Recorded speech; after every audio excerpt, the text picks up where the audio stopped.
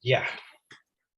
Buenas noches, queridas y queridos alumnos del Diplomado Certificación Internacional de Neurohipnosis 2022.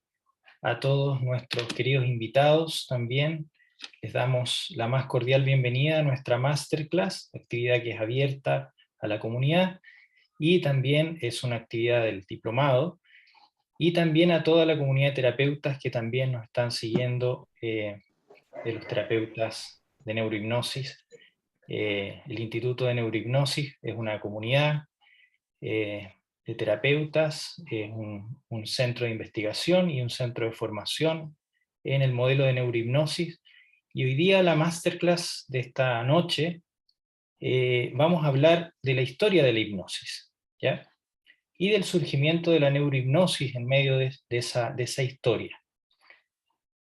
Aprovecho de darle la bienvenida inmediatamente a Víctor Serra y a Mauricio Ruiz, que son nuestros nuevos alumnos del diplomado. Así que bienvenidos, Víctor desde Argentina y Mauricio desde la quinta región, Valparaíso, puerto de mi amor. Bueno, ¿por qué es relevante hablar de historia? Porque en la historia está todo, o sea, todos somos seres históricos, ¿ya? De alguna manera nuestra historia nos determina.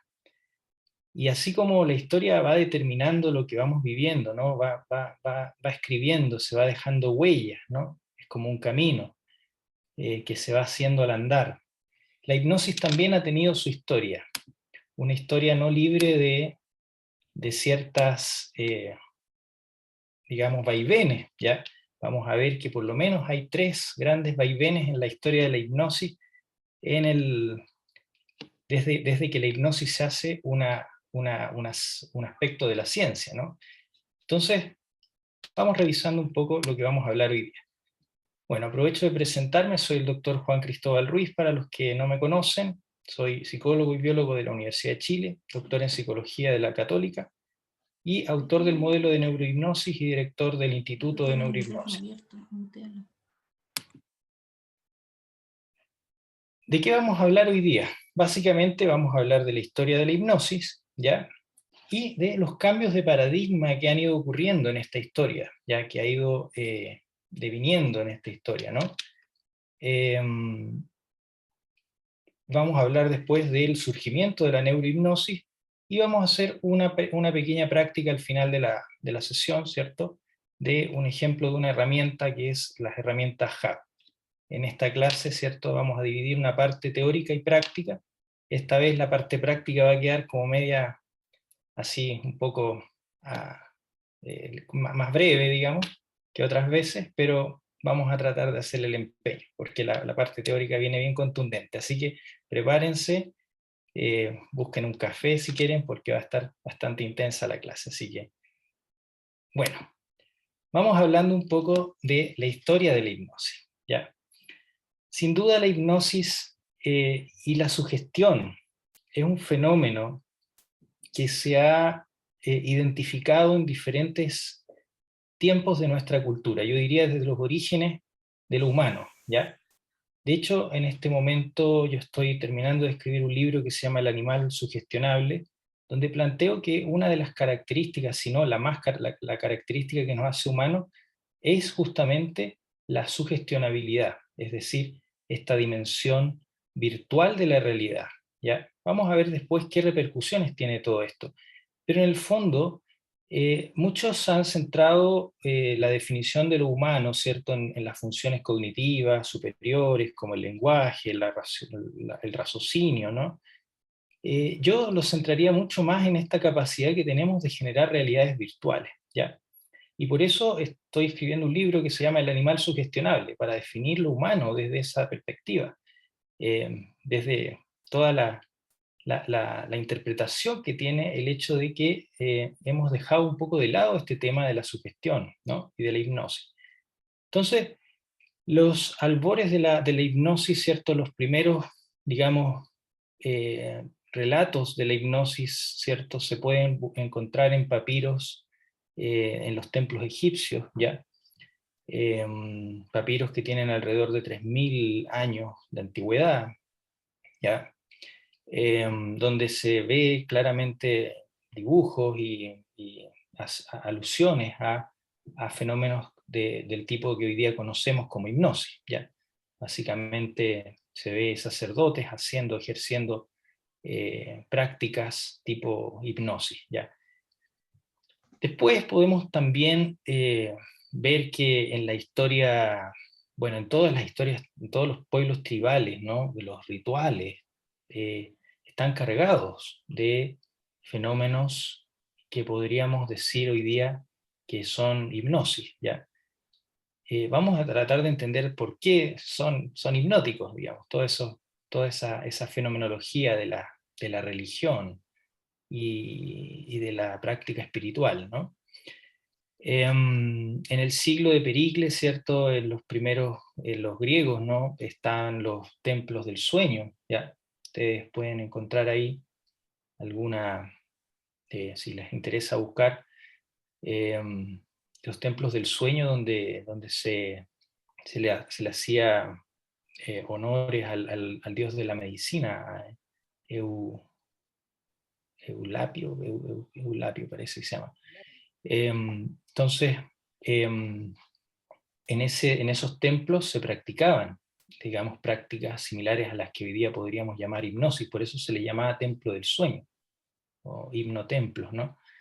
Eh, ya la palabra hipnos viene del griego, ya. Vamos a ver que esa palabra hace alusión al sueño, pero vamos a ver más adelante que la hipnosis no tiene nada que ver con el sueño, ¿ya? Bueno, después viene todo el tema de la Edad Media, ¿no? Ahí hay un gran silencio de la hipnosis, pero se puede ver la hipnosis sin duda en algunas prácticas espirituales, sobre todo en prácticas del cristianismo, ¿no? En prácticas espirituales de otras religiones. La cultura hindú también, el budismo, ¿no? Los yogis, todo eso en parte también hacen alusión al mismo fenómeno, ¿ya? Que es este fenómeno de conciencia o este fenómeno organísmico tan particular que es la hipnosis, que ya más adelante de la clase pretendo llegar a una definición. Vamos a ir recorriendo por las definiciones que se han tenido, ¿ya? Y finalmente, más o menos por el siglo XVII, siglo XVIII, se retoma la hipnosis desde el método científico, ¿ya? Y ahí empiezan a emerger las primeras, digamos, los primeros, la historia formal de la hipnosis, por decirlo así. Y a esa historia es a la que vamos a hacer alusión hoy día, ¿ya? Sin duda, esta historia es parte de la historia de la ciencia de la hipnosis. Entonces, como este es un curso de neurohipnosis y es una hipnosis basada en la ciencia, entonces vamos a hacer un poco la historia de la hipnosis científica propiamente dicha. Entonces ahí, en esta etapa, hay tres grandes surgimientos de la hipnosis y tres grandes silencios o etapas nocturnas o etapas oscuras de la hipnosis, ¿ya? En el fondo, la hipnosis ha resurgido, ha rebrotado tres veces en este periodo científico, ¿ya? En el siglo, a comienzos del siglo XVIII, a comienzos del siglo XIX y a mitades del siglo XX, o sea, hacia finales del siglo XX, hacia mitades del siglo XX y ahora, después de un tiempo, ¿cierto?, en el siglo XXI, donde podemos ver que la hipnosis resurge desde la neurociencia, ¿ya? Y eso es lo que vamos a ver hacia el final de la clase, ¿ya? Bueno, el primer resurgimiento de la hipnosis es en inicios del siglo XVIII, ¿ya? Donde en París, en 1784, algo revolucionario está ocurriendo. Es acusado de fraude el llamado alemán, el Franz Anton Mesmer, quien dice que puede curar a sus pacientes haciendo algo llamado el magnetismo animal.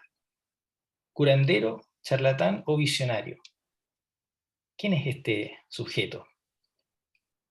Franz Mesmer, evidentemente, es una persona muy relevante para el inicio de la historia científica de la hipnosis, y él no habló nada de hipnosis, en el fondo. Él planteaba en su tesis doctoral, Franz Mesmer la titula así, Planetarum Influxus, ¿ya? Y propone más o menos algo así, como que las enfermedades físicas y mentales, ¿ya? Están determinadas por una forma de magnetismo, ¿ya?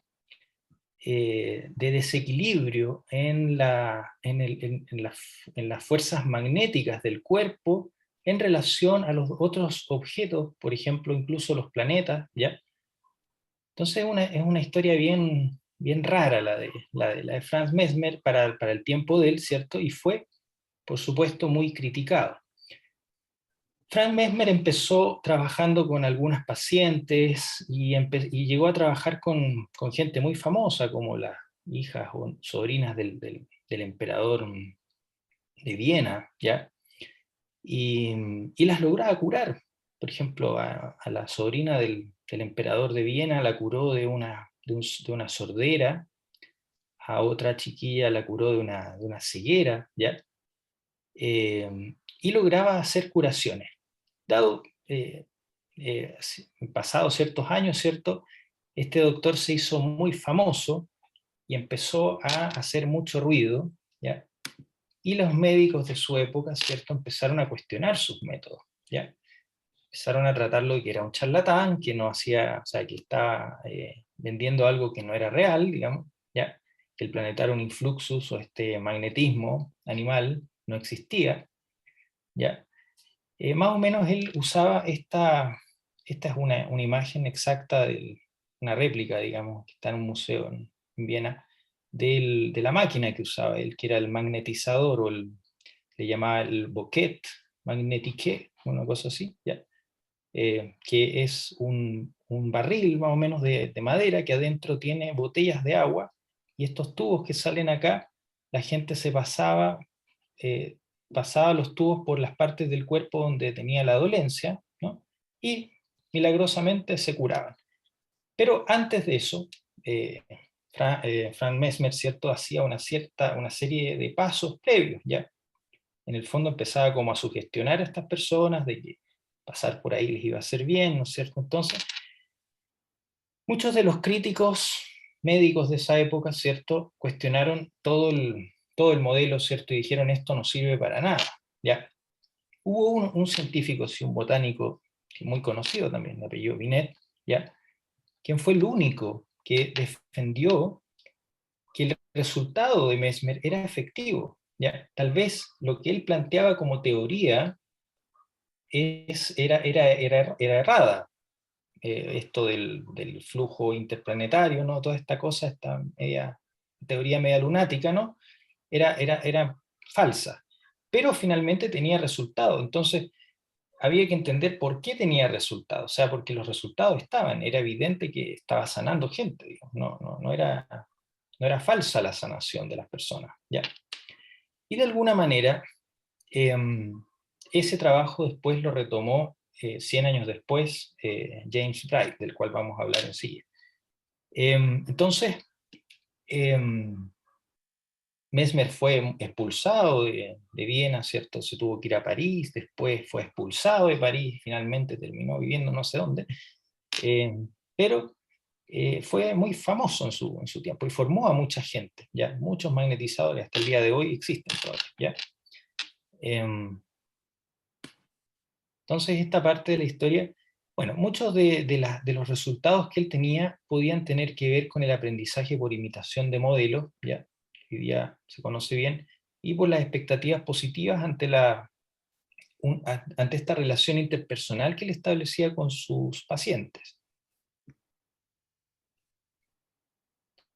Después, en esta misma época, aparece un sacerdote, el abate Faria, ya, José Custodio Faria, quien va a desmentir, o sea, va a reinterpretar el trabajo de Mesmer y va a decir, en realidad lo que Mesmer hacía con el magnetismo animal es un tipo de fascinación. Y él empieza a hablar del concepto de fascinación y el concepto de sueño lúcido, ¿ya? Entonces él demuestra y llena grandes teatros en la Europa de ese tiempo, ¿ah? Él era un sacerdote hindú que se fue a vivir a Francia, ¿ya? Y, y allí empezó a hacer toda una... llenaba teatros, como les digo, y salía, imagínense este sacerdote así, con una cruz en el medio colgando, ¿ya? Una cruz con diamantes así, y les decía, mire fijamente, y cuando estaban debidamente focalizados, ya, lo que él le llamaba concentración ocasional, en su teoría, les decía fuerte y dominantemente la palabra duerme, ¿ya? Y las personas caían en trance hipnótico instantáneamente, ¿ya? Entonces, a él le llamó el sueño lúcido, ¿ya? Y empezó a desarrollar un montón de conceptos que hoy día son muy relevantes, ¿ya? Que fueron retomados por fundamentalmente por la escuela de Nancy, ¿ya? Por Bergheim, y que son la definición de la sugestionabilidad, ¿ya? Entonces, las primeras nociones de sugestionabilidad ya están en este autor, que él le llama al concepto epopta, ¿ya? Epopta en el fondo son sujetos que son altamente susceptibles, ¿ya?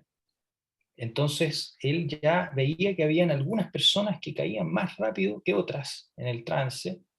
Entonces, expone esto como los primeros conceptos de sugestionabilidad.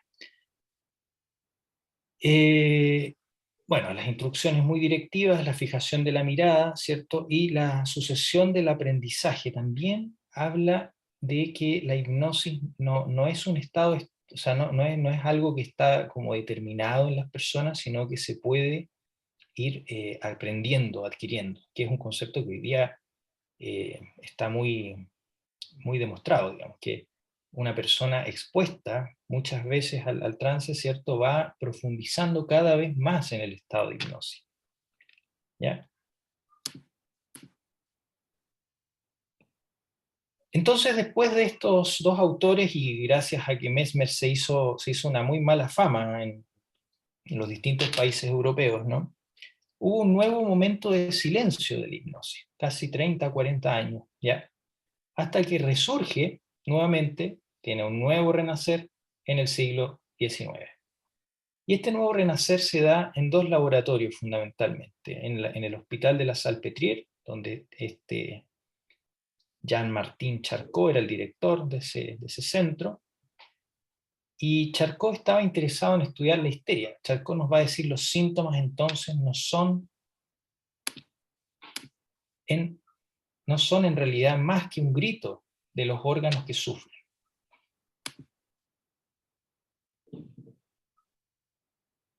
Los orígenes de la hipnosis en Europa, ¿cierto?, provienen de estudios en psicofisiología británica, ¿ya? De Elliotson, de Lacock, Carpenter, Slider, y luego viene James Bright, que es el que acuña el término de hipnosis. Podríamos decir que James Bright es el verdadero padre de la hipnosis, pero James Bright agarra un libro de Mesmer, ¿ya?, y lo reinterpreta desde la psicofisiología y acuña el término de neurohipnosis. Él es el primero en hablar de neurohipnosis, ¿ya? Neurohipnosis porque se refiere a un estado del sistema neuroendocrino, nervioso, ¿ya? Entonces, eh, nosotros como beta, digamos, teórica, ¿no?, desde la neurohipnosis actual, digamos, tenemos este sería como un intertexto de lo que ya James Bright dijo en el siglo XIX, ¿ya? Y bueno, después reputados médicos, ¿ya?, empiezan a estudiar este fenómeno.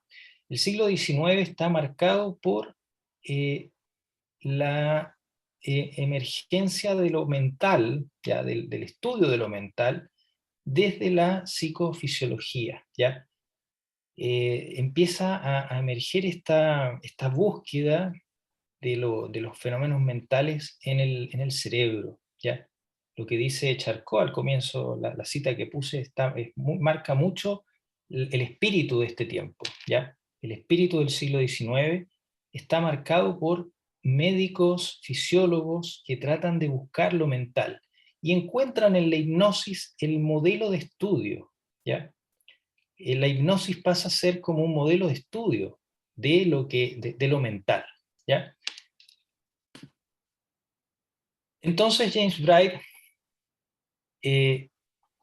va a decirnos algo así: por el término de hipnotismo se ha de entender un sueño nervioso o un estado peculiar del sistema nervioso, inducido por una atención abstracta del ojo mental y visual en un objeto no emocionante.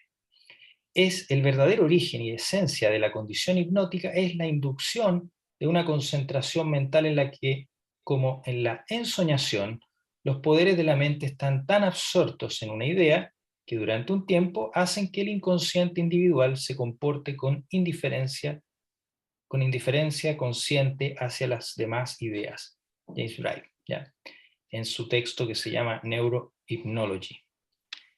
Miren cómo nos va a definir James Bright la hipnosis, desde una manera tal vez muy cercana a mi propia definición actual, ¿ya? Después vamos a ir viendo que las definiciones se van a ir alejando de esta esencia, ¿ya? Bueno, luego viene el estudio que hace Jean-Martin Charcot, que aquí Charcot pierde el foco de la hipnosis que tenía James Bright. James Bright estaba estudiando un estado fisiológico o psicofisiológico, ¿ya? Charcot, en cambio, va a estar interesado en la neurosis, ¿ya? Y particularmente en la histeria. Entonces, la histeria estaba muy en boga en toda la Europa, ¿no? Por diferentes razones. Yo pienso que mucho tiene que ver el factor sociocultural, que afectaba mucho a la mujer en ese tiempo, ¿no? Eh, Mujeres un sistema que reprimía a la mujer fundamentalmente. Entonces, la mujer empezaba a manifestar este tipo de síntomas, y esto no era manifiesto en los hombres, por ejemplo. Entonces, por eso le ponen histeria, porque hister es el útero, ¿ya? Entonces, imagínense lo machista que tiene que haber sido esta época, ¿no? Entonces, Charcot estaba interesado en la histeria, y la hipnosis de Charcot la define como un síntoma histérico. Por lo tanto, los hombres no podían ser hipnotizables, cosa que está muy lejos de la realidad, ¿ya? Entonces, Charcot va a definir los fenómenos hipnóticos como fenómenos histéricos. Y en su contraparte, en el mismo tiempo, ya surge la escuela de Nancy. Y estos dos autores, Bernheim y Charcot, se encuentran en congresos, en los primeros congresos de psicología de ese tiempo. Imagínense que aquí, en esta época, está surgiendo la ciencia psicológica. La psicología nace aquí, y nace de la hipnosis, no al revés, ¿ya? Muchos piensan que la hipnosis es parte de la psicología, al revés. La psicología nace de la hipnosis. Los primeros congresos de psicología fueron dedicados a la hipnosis, los primeros 3 congresos en Europa. Y acaloradas reuniones entre estos dos autores que consideraban el fenómeno hipnótico muy diferente, ¿ya?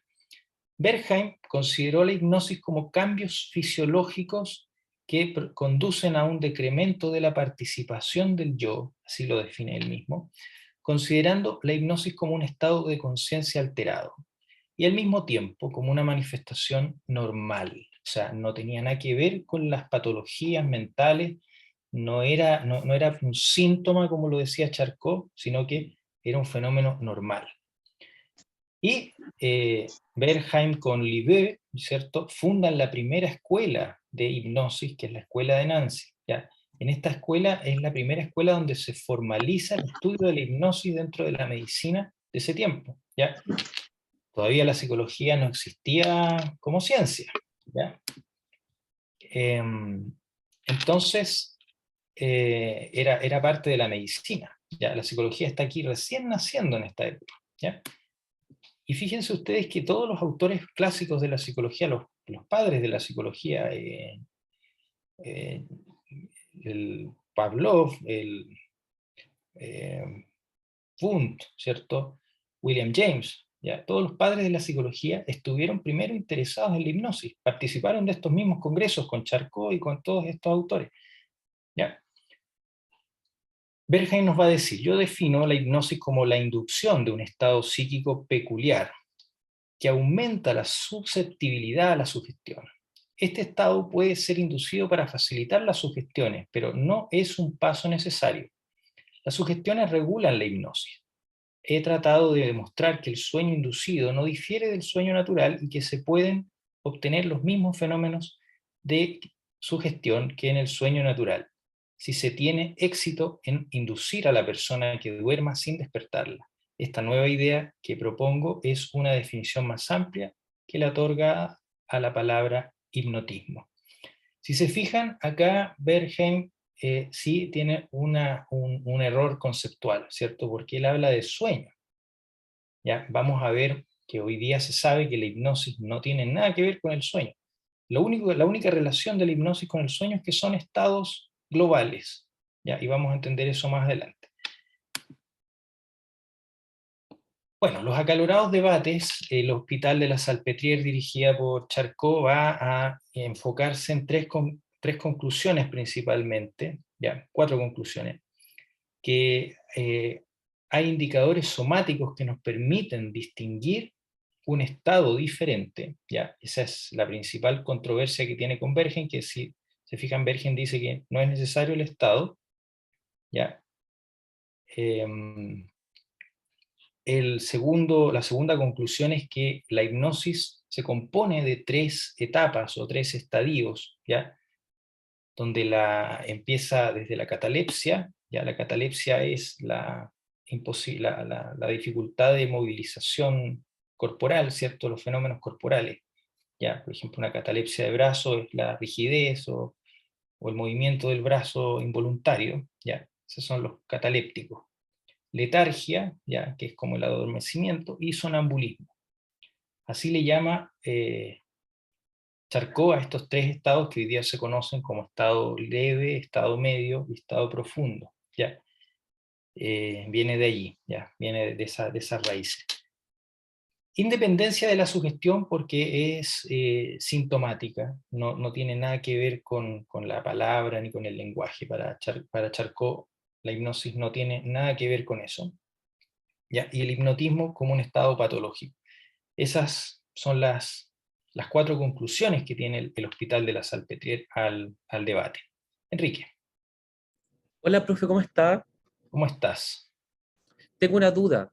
Cuénteme. Me quedo ahí con un pequeño... Algo me resonó de lo de la catalepsia, letargia y sonambulismo, y habló del estado leve, medio y profundo. Ahí me enredé un Sí, poco. sí. Hoy día, en la actualidad, bueno, en el manual que ustedes tienen, eh, Ujú. yo les hablo de estado leve, mediano y profundo, que en el fondo es, es lo mismo que hablar de catalepsia, letargia y sonambulismo, pero con palabras un poco más actuales, ¿no? Pero en el fondo eso sí se rescata de Charcot. Yo creo que lo que hoy día se rescata de Charcot fundamentalmente es las primeras dos conclusiones, todavía siguen siendo válidas, ¿ya? Las otras dos, lamentablemente, Charcot metió el pie en el charco, porque como estaba estudiando pacientes, fundamentalmente, nunca se atrevió a hacer hipnosis con sujetos no sintomáticos, digamos, ¿ya? Entonces, eso impidió que avanzara más allá. Hoy día el Hospital de la Salpêtrière reconoce esto, o sea, no es que se hayan quedado pegados tampoco en eso.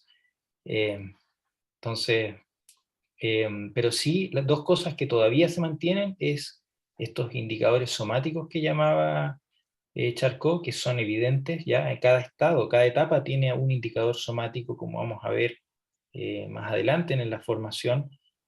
Vamos a aprender a reconocer esos indicadores. Ya hay movimientos oculares, hay distensión de los pómulos, ¿no? Hay ciertos movimientos musculares de los músculos esqueléticos, ¿no? Que tienen una cierta característica dependiendo del estado en el que se encuentra el sujeto. ¿Ya? Si está leve, si está mediano, si está profundo, ¿ya? Tiene que ver con los estados globales que se mencionan. Justamente, Ya. justamente, justamente. Entonces el estado de hipnosis no es un estado, sino que es es como una evolución de estados. ¿Se acuerdan que hemos hablado de este flujo, ¿no? Como de esta sincronización dialéctica, en la medida que vamos avanzando, vamos colapsando en diferentes estadios, ¿ya? Entonces, esto sí se mantiene porque es real, o sea, esto es súper real. Y esto sin duda se debe a que Charcot era un clínico, porque era capaz de observar esos cambios minuciosos, ¿ya? El otro, Wertheim, era un médico más bien enfocado en la academia, en la ciencia, ¿no? Entonces, es más difícil para una persona que solo se enfoca en la academia ver estas distinciones tan sutiles, ¿no? Bueno, y por el otro lado, la escuela de Nancy, sus conclusiones principales son que la sugestionabilidad es independiente del estado hipnótico y se puede dar en vigilia, cosa que es cierto también, ¿ya? Porque la hipnosis en el fondo es justamente avanzar en la sugestionabilidad, pero la sugestión está en todo nivel. Vamos a ver que esto se cumple porque en el fondo nosotros vivimos siempre hipnotizados, ¿ya? Y eso vamos a hablar más adelante de eso, ¿ya? Existen grados de sugestionabilidad en la que se mueven los sujetos, ¿ya? Entonces hay sujetos que tienen más facilidad para entrar en un estado de sugestionabilidad, en un estado de hipnosis que otros. También es cierto, eso todavía se mantiene. La hipnosis es un estado fisiológico que se obtiene mediante la sugestión, a diferencia de lo que decía Charcot, que era un estado patológico, ¿ya? Y posee grados de profundidad que se relacionan con el grado de sugestionabilidad del sujeto, ¿ya? Más o menos, si se fijan, no están tan diferentes los dos, pero se pelean en el punto, principalmente en el punto en el que Charcot afirma que es un estado patológico, ¿ya?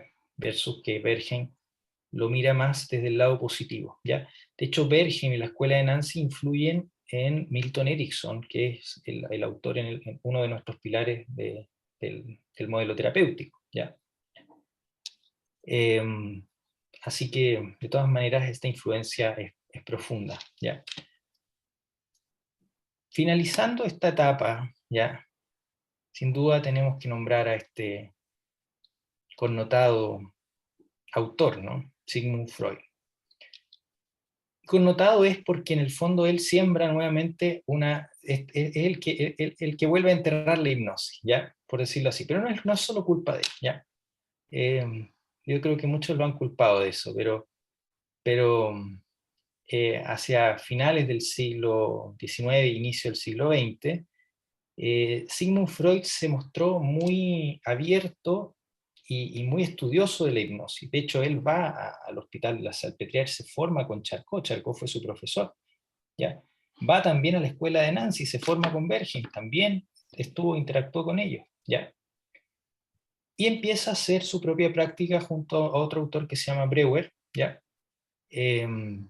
Sigmund Freud empieza con hipnosis, ¿ya? Antes de crear el psicoanálisis, empieza trabajando con la hipnosis. ¿Qué es lo que pasaba? Que hay personas que relatan esto, ya, que dicen que él era un poco brusco con las sugestiones, no tenía la habilidad, digamos, verbal, ni la personalidad como de hacer hipnosis, por lo tanto le costaba mucho, y le pedía a un ayudante que le ayudara a hacer hipnosis. Entonces para él era un tremendo problema hacer hipnosis, ¿ya? Por un tema práctico más bien, ¿ya? Vamos a leer un poco la definición de él. Aunque se conoce la hipnosis hace tiempo, se ha establecido más allá de toda duda que mediante ciertos medios es posible poner a la gente en un estado mental bastante peculiar, similar al sueño, motivo por el cual se describe como hipnosis. El estado hipnótico tiene muchos grados. En su grado más ligero, el sujeto en hipnosis es solo consciente de una ligera insensibilidad, mientras que el grado más extremo, conocido como sonambulismo, ven ahí las fuentes de Charcot, ¿cierto? Se caracteriza por peculiaridades especiales y lo denomino así por su parecido con el fenómeno natural del sonambulismo. Eso es lo que nos dice Sigmund Freud en esta cita extraída para esta clase, ¿ya? Sigmund Freud, como les decía, inicia su práctica con la hipnosis, pero después la desecha y la descarta, ¿ya?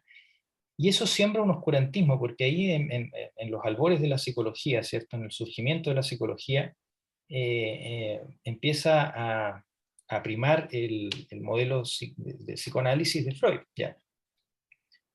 Entonces el modelo de psicoanálisis de Freud como que deja todo esto de lado. Y por otra parte, ¿ya? En los congresos de psicología se empieza a rechazar el fenómeno mental como fenómeno válido de ser estudiado, ¿ya? Empiezan ahí a echar agua todas estas métodos que se basan en la introspección. La psicología busca como llegar como al mínimo, como un múltiplo de la experiencia, lo que hoy día sí se puede hacer, ¿ya? Pero en ese tiempo no estaban los medios para hacerlo, no existían los medios para estudiar el cerebro, por ejemplo, como lo que tenemos hoy día, neuroimágenes, ¿no? Electroencefalografía de avanzada, podemos mapear el cerebro, ¿ya? Entonces, en ese tiempo no se tenían esos medios. Por lo tanto, la introspección como método empezó a echar agua, ¿ya? Y se hundió ese barco, finalmente, y con ese barco se hundió también la hipnosis, ¿ya? Entonces aquí empieza esta era de oscurantismo, una propiciada por el rechazo de Freud hacia la hipnosis, y por otro lado, en la ciencia psicológica, ¿cierto?, empieza a primar el estudio de la conducta, ¿ya? En la primera etapa del siglo XX, ¿cierto?, empieza esta hipnosis conductista. Ya empieza a ver estos dos polos, el polo europeo, el polo continental, ¿cierto?, que es fundamentalmente orientado por el psicoanálisis de Freud, y el polo americano, ¿no?, que ahí está Estados Unidos como continente dominante, ¿no?, como potencia dominante de la psicología que ustedes pueden haber estudiado, eh, y que se basa en esta primera mitad del siglo XX, ¿cierto?, en el conductismo, ¿ya? Entonces, nuevamente la hipnosis pasa a mejor vida, ¿ya? Y, y en este tiempo solo surgen pequeños, en la primera mitad del siglo XX, solo surgen pequeños, algunos autores, entre ellos este que voy a citar, que es Clark Hall, ¿ya? Clark Hall nos va a decir: en lo que no parece existir ningún desacuerdo entre los autores es que en todo lo referente al hecho fundamental de que el trance hipnótico es un estado de mayor susceptibilidad a la sugestión que posibilita moldear la conducta más fácil y rápidamente. Este autor más o menos está escribiendo esto en los años 30, ahí está citado en 1993, pero no es la cita original. Ya. En los años 30, ¿ya? Entonces los trabajos pioneros de Hall, ¿cierto?, retoman las ideas de Bergheim, porque Hall se forma en la escuela de Nancy, ¿ya? Y Hall además es un psicólogo conductual, pero con un poquito más de apertura, ¿ya? Es como uno de los primeros que empieza a abrir hacia el cognitivismo, ¿ya? Que en la primera mitad del siglo 50, o sea, del siglo 20, hasta el año 50 más o menos, era casi pecado mortal hablar de la mente, olvídate de hablar de las emociones y de todas esas cosas, todo eso era fantástico, lo que se podía hablar en ciencias era de la conducta, del comportamiento, de lo que se podía estudiar en un laboratorio, ¿ya? Entonces, eh, bueno, Hall retoma estas ideas, ¿cierto? Y en Hipnosis y Sugestionabilidad, en su libro, explica cómo entre la sugestionabilidad en estado de hipnosis y en estado de vigilia solo existen diferencias cuantitativas. Nuevamente va a seguir el camino de Bergin de negar que hay un estado hipnótico, ¿ya? Por lo tanto, es el fundador de las teorías del no estado. ¿Ya? Aquí se empiezan a dividir las teorías del siglo XIX que primaban un estado psicofisiológico, y las teorías de inicios del siglo XX que priman una especie de continuidad que no es un estado. En el fondo, la hipnosis no es un estado para estos autores, ¿ya? Justamente porque al no hablar de estado, se permite estudiarla, por lo menos. Y ya no estamos hablando de algo raro, de algo como medio, de algo que ocurre en la mente, sino que podemos estudiarla desde la perspectiva fisiológica o desde la perspectiva del comportamiento, ¿ya? Entonces, Clark Hall toma su herencia pavloviana, ¿cierto? Fundamentalmente de Iván Pavlov, ¿cierto? Reflejo condicionado y todo eso. Y también las experiencias que tuvo en la escuela de Nancy con Bergheim, ¿ya? Y desde ahí funda una nueva relectura del fenómeno hipnótico como fenómeno de sugestionabilidad, ¿ya? Entonces aquí empieza a ponerse en boga el término sugestionabilidad, sugestión, ¿ya? Que luego van a retomar incluso autores como Bandura, Albert Bandura, ¿ya? En la psicología social, ¿ya? O el fenómeno de aprendizaje vicario, que también es muy sugestivo, ¿no? Eh, Teóricos como, bueno, mismo Lev Vygotsky, ¿ya? Que toma, o sea, todos esos autores hablan de la hipnosis. Pavlov también tiene un capítulo completo de la hipnosis, ¿ya? Entonces, sigamos avanzando. Bueno, hacia los años, desde el 1900 hasta el 1940 más o menos, no pasó nada con la hipnosis, ¿ya? ¿Y qué fue lo que despertó la hipnosis nuevamente? Para sorpresa de muchos, la Segunda Guerra Mundial, ¿ya? En la Segunda Guerra Mundial se necesitaron terapias más rápidas que el psicoanálisis. El psicoanálisis primaba como técnica terapéutica y la psicología del aprendizaje lo seguía, pero no era tanto ya. Entonces, y el psicoanálisis era muy lento, muy reflexivo, demasiado complejo, y necesitaba algo rápido para sanar a los soldados que tenían estrés postraumático, ¿ya? Y en eso, y también para ayudarlos a sanar el dolor, las heridas, ¿ya? Ahí empezó a reemerger el, el, el interés por la hipnosis, ¿ya? Y en esos mismos años empiezan a surgir sociedades nacionales e internacionales de hipnosis. En 1949 se funda la primera sociedad de hipnosis clínica y experimental en Norteamérica. Luego esa sociedad pasa a ser la Sociedad Internacional de Hipnosis Clínica y Experimental en 1958. En el mismo año la Sociedad Británica de Medicina, la AMA, eh, legitima la práctica clínica y pone ciertas regulaciones, ¿ya? Nosotros debemos estar inscritos, yo estoy inscrito en esta sociedad, la sociedad ASCH, la Sociedad American Society of Clinical Hypnosis, ¿ya? En 1960 se aprueba su uso por la APA, ¿ya? Y luego empieza a haber un área de la APA que examina la práctica de la hipnosis, ¿ya? La APA es la American Psychology Association, ¿ya? Ustedes la conocen porque muchos aquí han escrito en APA, me imagino, ¿ya? No son solo las normas, sino que es la sociedad, ¿ya? La hipnosis también en este tiempo empieza a entrar en los laboratorios, ya en 1957 el primer laboratorio que lo funda Ernest Hilgard, en la Universidad de Stanford, y se dedica a estudiar la teoría neodisociativa, ¿ya? Y fundamentalmente Hilgard también hace estudios como más poblacionales, estudia la sugestionabilidad a nivel poblacional, ¿no? Estudios con miles de sujetos, ¿ya? Para ver qué características tenían los sujetos que eran más sensibles, menos sensibles a la hipnosis, ¿ya? Desde género, cultura, etnia, todas las variables socioeconómicas y socioculturales, ¿no? Y también variables de la personalidad, donde no encontró mucho.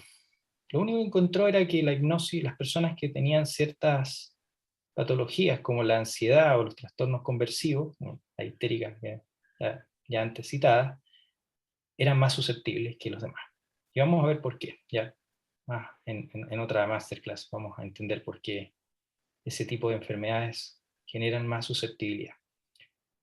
En 1959, Barber funda el segundo laboratorio en la Universidad de Harvard, y luego se traslada a la Fundación Medfield, y a él le interesaba estudiar desde la teoría cognitivo-conductual, ¿ya?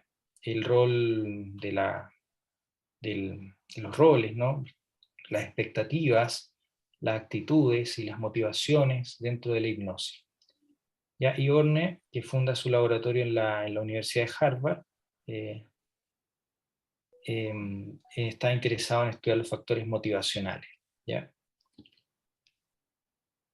Vamos a ver que estos teóricos componen ciertas teorías del no estado, ¿ya? Como les dije, las teorías se dividen entre las teorías del siglo XIX que priman un estado de conciencia alterado o un estado fisiológico alterado, versus las teorías del siglo XX que priman más bien la influencia de otros factores, ¿ya? Y la primera teoría es la de Theodor Sarvin, que nos va a decir algo así: la hipnosis con frecuencia se malinterpreta y se describe incorrectamente como roles, lo que implica que el sujeto hipnotizado está simulando. Aunque esto pueda parecer sutil, es algo realmente crucial. Representamos muchos roles sociales en nuestra vida, como el rol de padre, hijo, estudiante, profesor, amigo, colega, etc.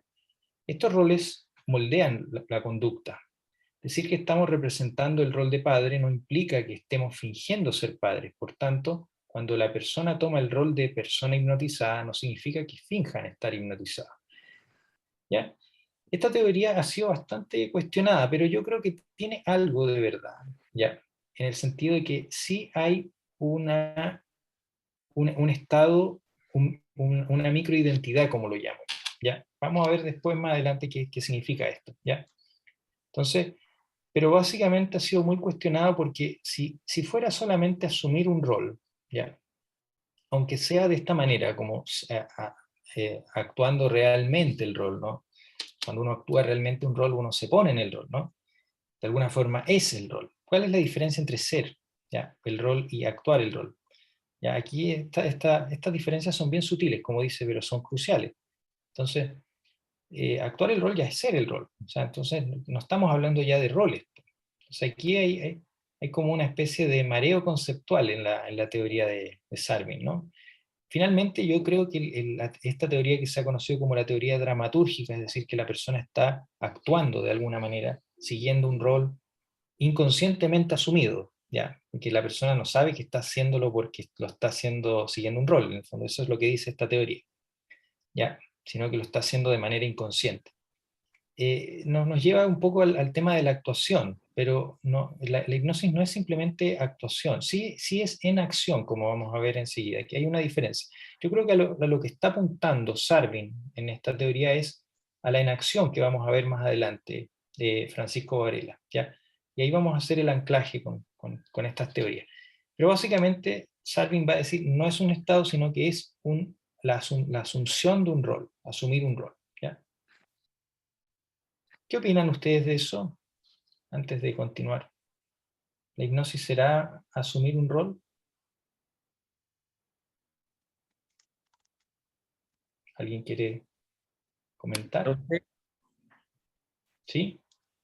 o sea, yo creo que de alguna manera sí, igual asumimos un tipo de rol, a lo mejor no tan marcado como el que nos dice aquí Sarmin, pero el hecho ya de que el paciente llegue y nosotros tengamos que hacerlo vivir una experiencia básicamente o hacerle que no sé, porque se vaya un paisaje de una playa o una plaza, ¿cierto? Él ya está interpretando un rol, la persona. Y nosotros también, Claro, con guía, estamos también interpretando un rol que en este caso es del terapeuta o la voz guía claro, que lo llevará a ese claro. espacio para que viva estos estados globales, ¿cierto? Sí, sin duda, sin duda. Ujú. Víctor, gracias Enrique, gracias. Ya. Eso es así, es así. Hay en parte roles, o sea, los roles están ahí, de todas maneras. Víctor, Urrutia. ¿Me escuchan? Sí, se escucha bajito. Ya, Si te acercas un poquito más al escucho un mic. poquito más. Lo que pasa es que en el aspecto social, lo que yo creo y lo que yo pienso por lo menos, eh, uno actúa, por ejemplo, hay una actuación de un personaje en cada rol que uno acomete en la sociedad. Ujú. Y en el fondo, yo creo que más que esto que tiene que ver con es un estado natural, pero también está en el límite, está en el límite divisorio de la conciencia y la inconsciencia. Ujú. Porque cuando uno hace las cosas, las hace haciendo, como decía el doctor Claro, Laura, ¿no? claro, Las hace y, haciendo. Claro. y no se fija en lo que hace, sino que una vez que está hecho se da cuenta que lo hace. Una cuestión bien Claro, enredada, pero es claro. lo que yo pienso. La actividad social también de los seres vivos que acometen cada rol, intenta hacer un personaje en cada actuación que lo hace. Justamente, justamente. Ese es el principio de enacción que vamos a ver después, que también es de Maturana y Varela, un poco el concepto, ¿no? Que en el fondo es lo que tú decís, que es hacer haciendo un poco, como Maturana usa esas palabras dobles, ¿no? Como Sí. silogismos medios inentendibles a veces, pero que son fáciles de entender cuando tú te metes en el pensamiento de Maturana. Sí. Alejandra. Sumándome a las palabras de Víctor y Enrique, sí considero que está este rol, ¿cierto? Que también va dirigido harto por el terapeuta, ¿no es cierto? Yo he Claro. puesto en práctica un montón los ejercicios de respiración ahora en mis pacientes y claro, les pregunto cómo se sienten y se meten en el rol, pero En uno el rol. también dirigiendo digamos, esta dinámica de que se conecten con su respiración, que sientan este espacio más tranquilo, más ameno, donde su cuerpo se relaja, y todo eso lo van sintiendo, es algo real que se siente.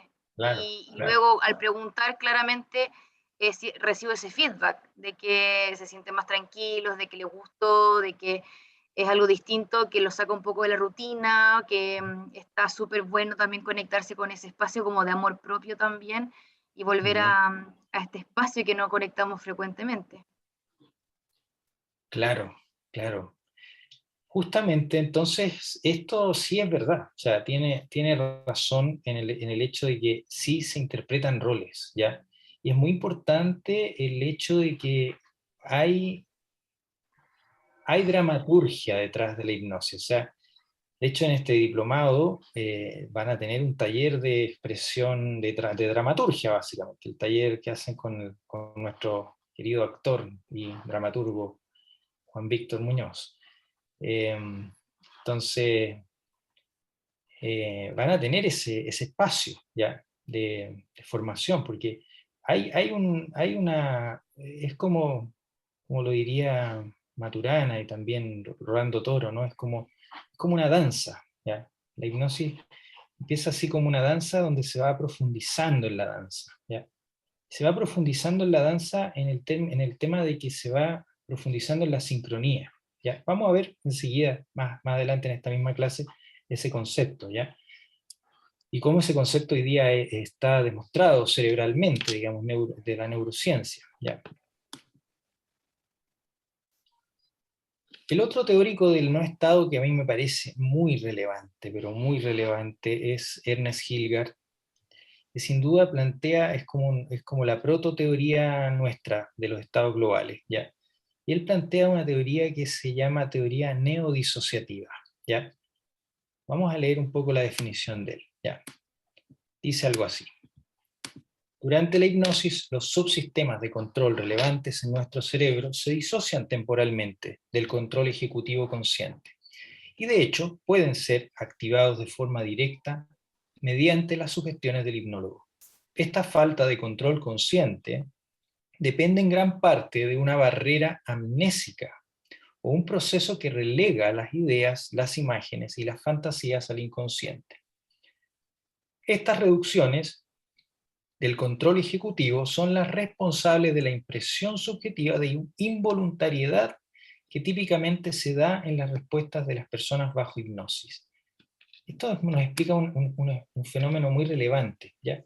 Nos explica más o menos la consecuencia que tiene esta danza que nos va a llevar como a adormecer este control ejecutivo, que por control ejecutivo podemos decir el sinónimo del control ejecutivo es el yo, ¿ya?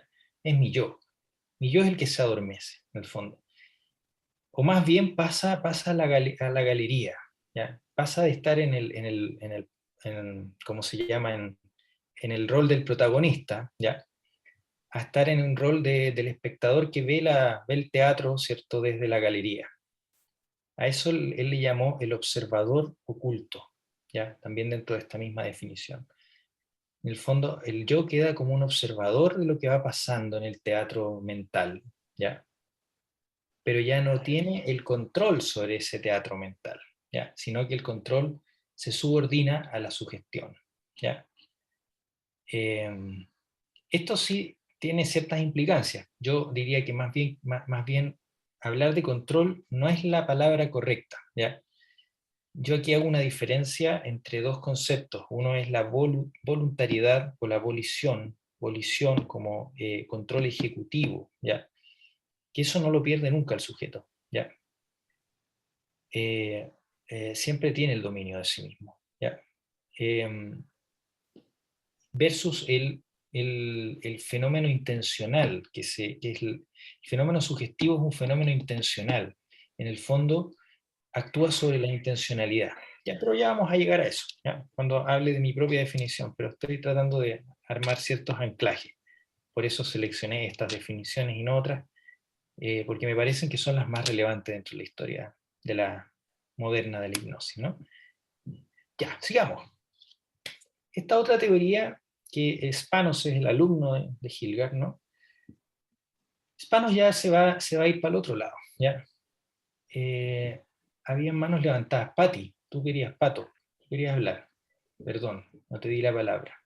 Sí, sí, no me quería olvidar Dale, dale. sobre lo que estábamos hablando de los roles. Ujú. ¿Se escucha bien? Sí, sí.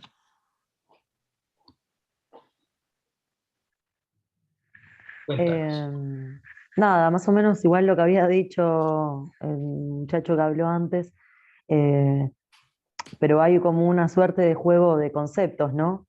En el Ujú, inconsciente, eh, en el inconsciente cotidiano y en el consciente activo. Yo creo que leí un hinduista que hablaba, o no sé si fue Osho o quién, hablaba de estar activo en estado ujú, de quietud ujú. y viceversa. Claro, Y me parece que en este juego de roles hay como una situación simbiótica que nosotros no controlamos, claro. que, que bueno, es eso, es como poder ver por ahí de modo inconsciente lo que pasa cuando uno está en otro estado. Ya que vos habías hablado de la religión, muchas religiones trabajan Sí, desde, claro, desde el estado claro, natural, que no es el claro. sueño, no es el Ujú. sueño, y es un estado natural que uno no reconoce porque está lleno de todos estos roles que fuimos adquiriendo. ¿Qué pasa cuando sacamos Justamente. todo eso y nos Todos quedamos con esos roles. nosotros mismos? Esa es la dimensión más genial que tiene la definición de Hilgard, ¿no? Donde él dice que estos sistemas que en el fondo, los roles son estados globales, ¿ya? Son lo que yo defino como estados globales. Estados globales son ciertas configuraciones que tenemos para enfrentarnos a ciertas experiencias.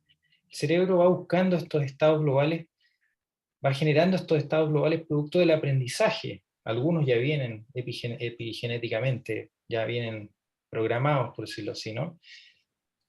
Pero en general estos estados globales, más que ser programas, más que ser una programación, porque hablar de programación es caer en un lenguaje diferente, ¿no? Más que programas, son configuraciones, microidentidades, por decirlo así, ¿ya? Son como identidades que nos ponemos frente a ciertas cosas. Hilgard va a decir que eso se apaga, justamente, y los sistemas quedan disociados en el fondo, por eso es disociativa, ¿ya? El cerebro, los sistemas de nuestro cerebro, los subsistemas de nuestro cerebro se disocian, ¿ya? Y empiezan digamos, a reorganizarse en el fondo, ¿ya? O sea, es un espacio de nueva organización, lo que hoy día está muy de moda, ¿no? La neuroplasticidad. En el fondo, la hipnosis potencia un estado neuroplástico. Ya vamos a ver por qué enseguida, cuando veamos la parte más cerebral de la masterclass. Víctor, tú. Me quedó rondando eso de de la disociación. ¿Me escuchan Ujú. bien? Sí, sí, Bueno, hay un ejemplo claro que tiene que ver con los monólogos y los diálogos internos que tiene uno. claro. El inner Entonces, speech. no se da cuenta uno que va pasando, yo creo, porque de hipnosis yo sé muy poco, Ujú. cuando uno va pasando barreras de tipo fisiológica y anatómicas, uno va profundizando y de alguna Mm, manera va disociando. Es como abrirse un camino hacia la Justamente, búsqueda de lo que yo, yo creo que puede ser eso. Pero los monólogos a justamente. uno le dan algo, ¿con quién hablo? ¿Con qué estoy hablando? Sí, Es, o sea, un punto bien, bien relevante dentro de de la disociación. Es como abrirse un mm, camino. exactamente. Justamente es eso, es ir abriéndose camino, ¿ya? Entre estas microidentidades ya muy armadas, muy compactas que tenemos para enfrentar determinadas experiencias. Y lo que hace la hipnosis es justamente romper esto, es como una enzima psíquica. Yo muchas veces la he llamado como una enzima psíquica. Las enzimas son un tipo de proteínas que lo que hacen es romper los enlaces de otras proteínas y desarman y arman nuevamente. Entonces, la hipnosis sería más o menos eso, sería como desarmar, disociar, desarmar toda la estructura de la experiencia para reensamblarla, ¿ya? Y lo que hoy día se ha demostrado neurofisiológicamente, ¿ya? Paula, después vamos a Sí, avanzar. Sí, sí, sí, para que haya una neuroplasticidad también tiene que repetirse claro, eh, harto tiempo para que haya nuevas redes neuronales, ¿cierto? Entonces, justamente eso es lo que muchas veces se le critica a la hipnosis, como que se extingue rápidamente porque no se genera, o sea, si el hipnólogo no tiene conciencia de eso, no se genera esa repetición necesaria para que pase de ser un momento, pase a ser algo del momento, ¿no? de Y se momento puede hacer un integrar. aprendizaje, claro, Claro, tiene justamente. que suceder un aprendizaje a largo plazo. Ujú. Entonces, eso por una parte. Y lo otro que te iba a preguntar, Juan Cristóbal, ¿qué pasa con estos términos, por ejemplo, de hablar de histéricas? Me imagino que ya no se utilizan, No, ¿cierto? no, no, ya Porque no, están histérica viene de totalmente obsoletos. útero y está muy relacionado, Sí, obviamente. No ya, digo que no haya se habla de sucedido. trastornos conversivos o de trastornos somatomorfos. La histeria se dividieron en esos dos, entonces, conversivo y Claro, somatomorfo. estaba adjudicado solamente a la mujer. Histeria viene Claro, desde el claro, y útero. los hombres somos más histéricos que muchas veces. Sí. Yo me he Lo cual es visto, bueno que ahora lo sean, porque claro, antiguamente también el hombre iba a la guerra y no podía claro, expresar emociones.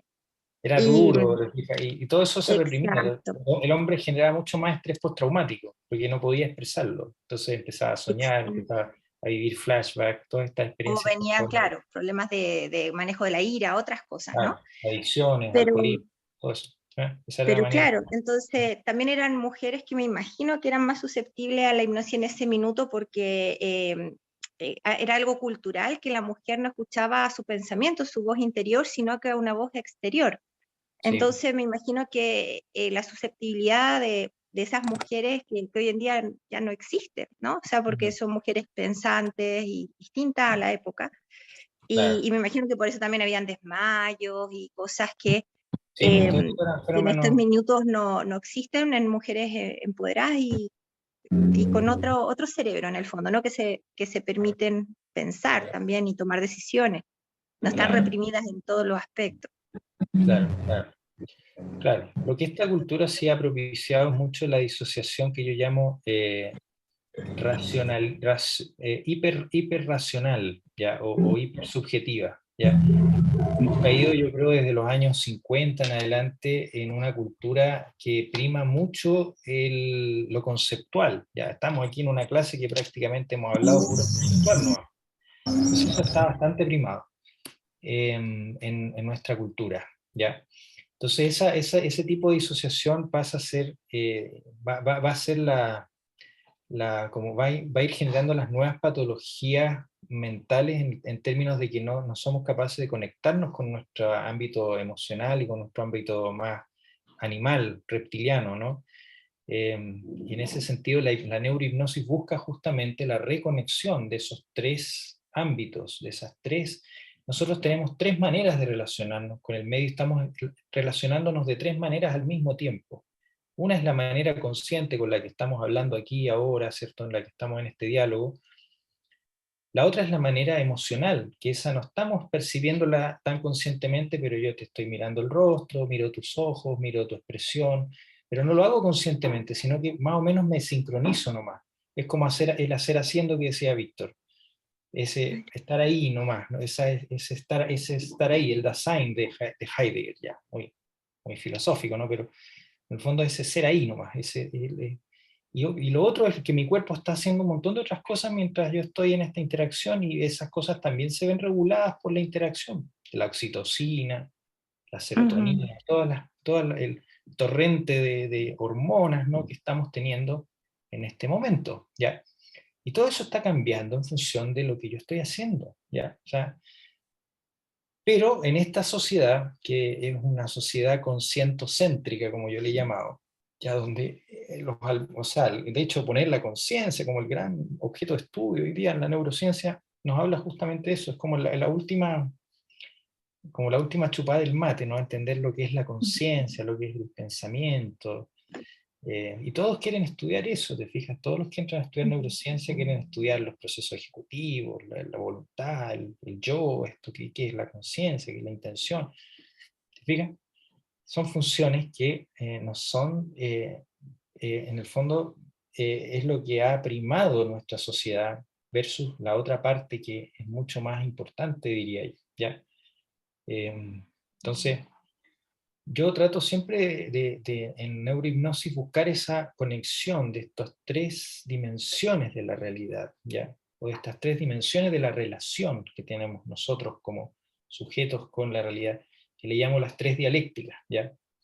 En el modelo de neurohipnosis. Ya vamos a ver qué son más adelante en el diplomado, así que no se preocupen, ¿ya? Esto no va a quedar, no va a quedar inconcluso, así que, pero más o menos eso es, justamente lo que hoy día yo creo que es una prioridad para los terapeutas, ¿cierto? Es buscar esa reconexión. Nos sirve, hoy día ya pasa a estar, yo digo, pasa a estar obsoleto el método de la conversación como terapia, porque en el fondo la conversación lo único que se hace es manejar esta dimensión donde estamos relacionándonos sujeto con sujeto, pero no cuerpo con cuerpo, por decirlo así.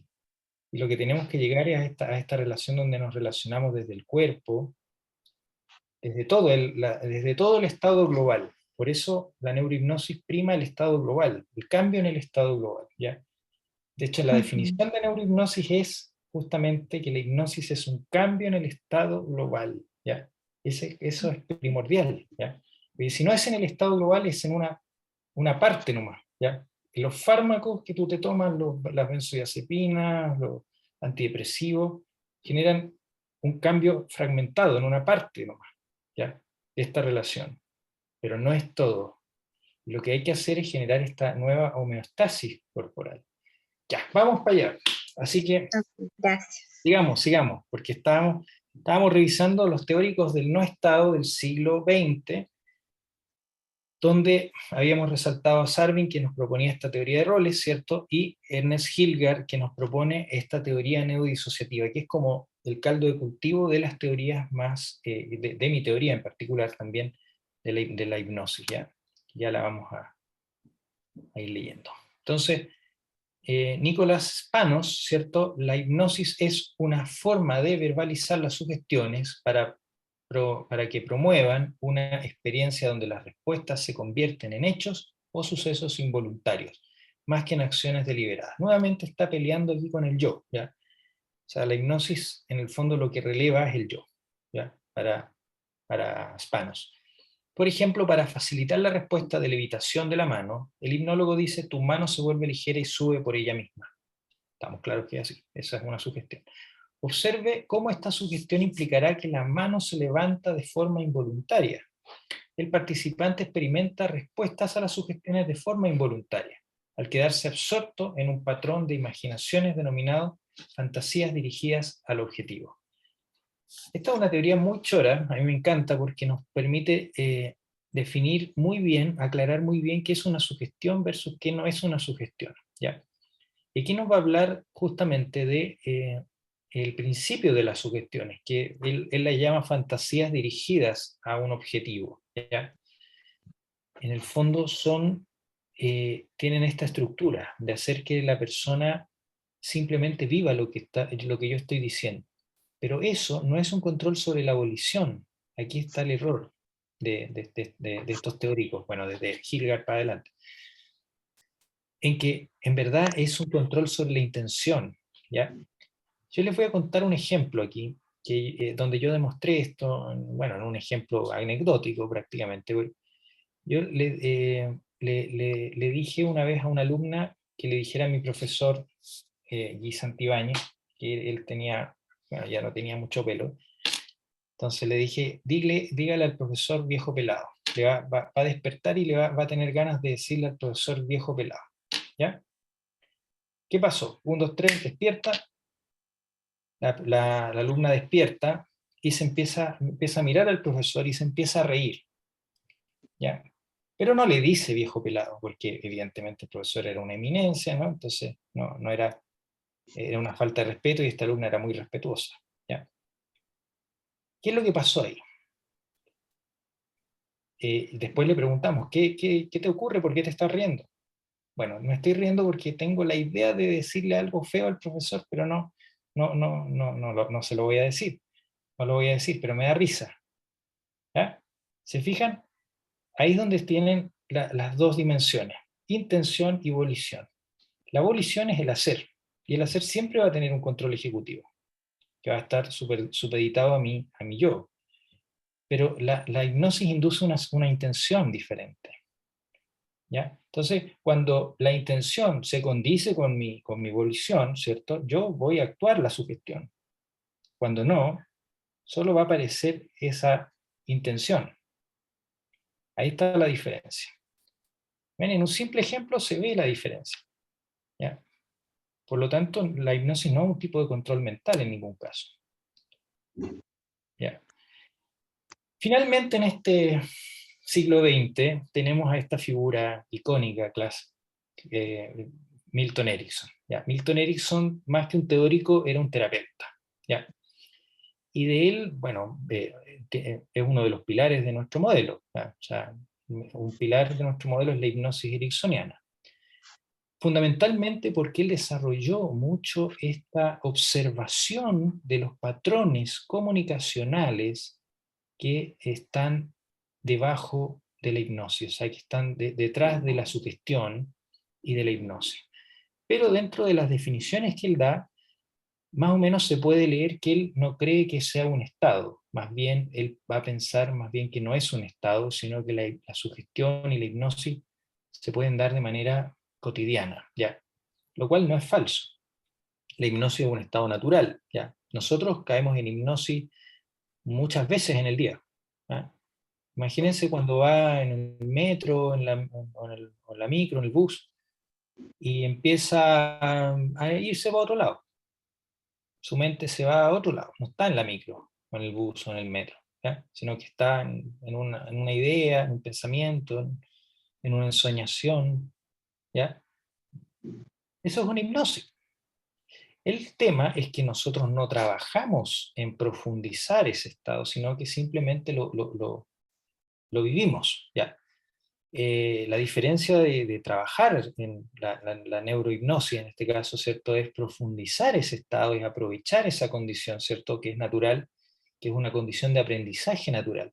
Y ocurre justamente después de que hemos tenido mucha información, probablemente después de que salgamos de esta clase, todos vamos a entrar en un estado de microtrance, sin que yo se los diga, ¿no? Porque para que el cerebro integre todo lo que aprendieron, va a necesitar ese espacio como de relajamiento, ¿no? De disociación mental, de un estado laxo, ¿ya? Así, ese es el estado de hipnosis. Ahora, ¿qué es lo que pasa si nosotros potenciamos ese estado? Es mucho mejor, ¿ya? Ya. Bueno, dentro de los últimos teóricos, Enrique, ¿tú quieres hablar antes de que me explaye más? No, profe, no. ¿No? Ah, Ya. no, perdón, tengo la mano, no bajé la mano, disculpa, abajo de Sí, sí, inmediato. tranquila. Ya. Entonces, Erickson va a decir algo así como lo que sigue. El trance hipnótico se podría definir a efectos de conceptualización como un estado de mayor conciencia y capacidad de respuesta a las ideas. La sugestionabilidad es una característica principal de la hipnosis y está siempre presente. Cuando se dice que la hipnosis es un estado de conciencia o sueño sin pérdida del conocimiento y marcado por la receptividad a las ideas, con una mayor disposición a responder positiva o negativamente a ellas, me gustaría hacer hincapié en que se trata de una definición pobre, que falsamente implica que la hipnosis supone algún estado de sueño, ¿ya? En realidad Erickson no se manifestó mucho a esto, pero le daba lo mismo en realidad. O sea, Erickson era un filósofo práctico, más bien, ¿ya? Era un pragmatista de toro y lomo, ¿ya? O sea, a él le gustaba la praxis de la cuestión, no tanto lo que se pudiera decir del fenómeno, sino que le gustaba ponerlo en práctica. De hecho, escribió muy poco, ¿eh? Van a encontrar muy poca literatura escrita por él, más bien por sus alumnos, ¿ya? Que ellos sí escribieron un poco más, ¿ya? Ernest Rossi, ¿ya? El Halley, John Halley, ¿ya? Bueno, y los PNL también, Padler y Greenler también fueron alumnos de él, ¿ya? Los PNL le llamo yo porque son los autores de la PNL. Ya, ¿qué es lo que, lo que está pasando actualmente en el marco de la hipnosis? Mile, antes de que parte con esta tercera. No se escucha, Mile, tienes que abrir el mic. Ahí sí, Ahora sí. ahora sí. Hola, buenas noches. Hola. Cristóbal, mira, tengo una pequeña duda, se habla mucho de la sugestión, ¿ya? ¿Qué ¿Sí? sucede, por ejemplo, cuando se hace una hipnosis profunda, donde te lleva a una regresión a vidas pasadas? ¿Es sugestión o es algo real o imaginación? Porque la verdad que es como bien, no sé, me deja ahí con todo lo que estás Sí. explicando. Es como si fuese propio de uno, no sé cómo explicarlo, Dos cosas pero antes de que sigas tu argumentación. Sugestión no significa que yo te invente una realidad, ¿ya? Más bien, sugestión es una realidad en sí misma, ¿ya? La sugestión ya es una realidad, ¿ya? ya, La sugestión, en el fondo, es la realidad que percibimos, ¿ya? La realidad que percibimos es en sí misma una parte interpretación consciente y la otra parte sugestión, ¿ya? Y la ya, parte de sugestión pesa mucho más en general, ¿ya? Que la parte de interpretación consciente, ¿ya? ya, Entonces, cuando hablas de sugestión y haces como esta alusión a que sugestión es como algo que se te inventa, como, en realidad en- todo es inventado. O sea, el hecho de que tú recuerdes algo hoy día conscientemente, ya me acordé de cuando 10 años atrás estaba allá, qué sé yo, ese recuerdo no es la realidad que viviste ese día, ese año, en ese momento, sino que es una realidad nueva, creada por tu mente, ¿ya? oh, ya. Porque Eh, también hablan de la parte amnésica, para claro, atrás. claro. Sí, pues la amnesia es el olvido o la supresión de un recuerdo, ¿ya? O de una memoria, ¿ya? Vamos a hablar de eso más adelante, pero respecto a las regresiones a vidas pasadas, yo tengo, tengo dos posiciones. Una es que sí son muy terapéuticas, ¿ya? Independiente de lo que sean, si son recuerdos, imaginaciones, creaciones arquetípicas, ¿ya? Búsquedas de un sentido de la realidad en una fantasía, o lo que sea, ¿ya? Lo que Ujú. sea tiene un potencial clínico muy bueno, ¿ya? O sea, porque en el fondo te permite reorganizar ciertas cosas que no podrías enfrentar en términos de la realidad, por decirlo así, ya, entre comillas, o de los recuerdos más. Imaginemos que hay un trauma por un abuso, y tú te Ujú. vas a una vida pasada donde tuviste un abuso, pero en realidad no fuiste tú la abusada, sino que fue otra persona. Eso te permite procesar el abuso sin necesidad de enfrentarlo directamente, ¿ya? Ok, De alguna forma, ahora, también está la posibilidad de creer en que realmente hay recuerdos de otras vidas, de que hay reencarnación y toda esa cosa, digamos, también la pueden creer, digamos. Yo, en primer término, es terapéutico, ¿ya? O sea, hacer la regresión a otra vida, ¿cierto? O sea, lo que sea esa experiencia es terapéutico, ¿ya? Segunda cosa es lo que podría ser, ¿ya? O sea, y aquí no tengo una respuesta tan clara, pero yo me imagino que podría ser un recuerdo de de vidas, o sea, de ancestros de nosotros, ¿ya? En el fondo nosotros tenemos un linaje, ¿no? O sea, una Sí. línea sanguínea, ¿ya? Tenemos muchos ancestros, y así como se heredan las partes del cuerpo, ¿cierto? En una posición, la estructura del cerebro se hereda perfectamente, o sea, el bebé, el embrión, reconstruye el cerebro completamente. Y muchas de las conductas que aprendió su linaje, o sea, su filogenia, ya su linaje, él las trae. Ya, por ejemplo, traemos el reflejo de buceo, traemos un montón de reflejos, el reflejo de succión. Los bebés traen un montón de conductas preinstaladas, por decirlo así, ¿ya? Todas esas cosas son memorias que no son tuyas, son memorias conductuales, ya. Bueno, estamos claros que son memorias procedurales, son reflejos.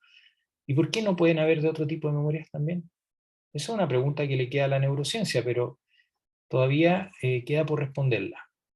Pero la hipnosis podría ser un buen vehículo para explicarla, ¿ya? Para explicar a qué se deben estos recuerdos. Porque yo he visto, o sea, he visto hartas experiencias y hay cosas que dejan bastante perplejos, ¿ya? Sí, Sorprendido. la verdad que Sí, sí, pues. sí, Ya, mucho. pero esa es otra discusión para otra masterclass, así que Sí. vamos a seguirlo discutiendo en otra clase. Enrique. Profe, eso que está usted mencionando tiene que ver un poco con los estudios de la epigenética. Claro, claro. La epigenética, justamente, que es una parte también, una patita de este diplomado. O sea, vamos a estudiar algo de epigenética también aquí, y psiconeuroinmunología. ¿Ya? Entonces, cuando Sí. hagamos referencia a eso, ahí vamos a profundizar en este tema más de lo que se sabe, lo que no se sabe, lo que se especula, por dónde podría ir el camino de una investigación en este sentido, ¿ya? Y muy interesante el tema en todo caso. O sea, es un tema que suscita bastante interés, por lo menos en mí, que yo lo he vivido clínicamente en muchas experiencias, ¿ya? Ya, entonces estamos en la etapa actual, ¿ya? La etapa actual, después de un nuevo adormecimiento de la hipnosis, digamos, entre los años 80, 90, empieza a reemerger la hipnosis, pero ahora adentro del marco de las neurociencias, ¿ya? Entre tanto, este descrédito de la hipnosis en los siglos anteriores se ha debido mucho a que la hipnosis se ha mezclado también en temas como esotéricos, círculos como toda esa, en la New Age, ¿no? Y eso ha manchado mucho el nombre de la hipnosis, ¿ya? Como recurso clínico efectivo, ¿ya? Pero hoy día despierta nuevamente la hipnosis en el marco de las neurociencias, ¿ya? Quiero leer este párrafo de mi profesor Francisco Varela. La percepción no es una simple recuperación de un mundo predefinido, sino que es la acción guiada perceptualmente en un mundo que es inseparable de nuestras capacidades sensoriomotoras. Así, la cognición no está constituida por representaciones, sino por acciones corporizadas, micromundos y microidentidades. Miren esta tremenda cita que se manda a Varela. Y esto, en el fondo, abre el camino de la neurociencia que se interesa en este tipo de fenómenos, ¿ya?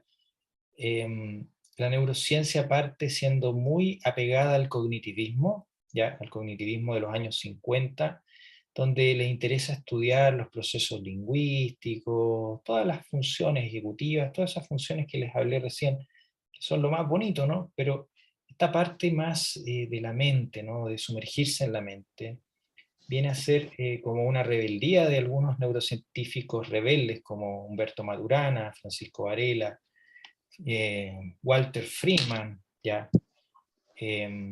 Bueno, David Richard Davidson, Antonio Damasio también, muchos neurocientistas que están medio disconformes con esta apreciación muy cognitivista, y se empieza a desarrollar un marco de referencia diferente, que es el embodiment, o más bien que la actividad cerebral no es simplemente una programación.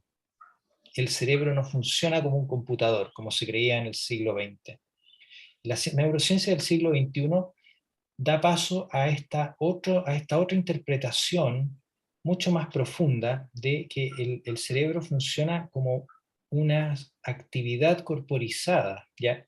Y se basa en las acciones corporizadas. En el fondo, nuestra manera de ver los objetos del mundo, este lápiz, las cosas que yo veo, este lápiz no está disociado de lo que yo hago con el lápiz, ¿ya? Que es escribir, que es hacer una acción con el lápiz.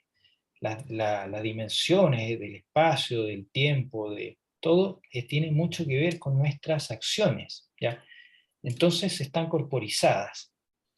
Entonces, en este marco de referencia, la neurociencia empieza a ligarse a este nuevo paradigma, a este cambio de paradigma, ¿ya? Desde el cognitivismo, desde el computacionalismo, ¿ya?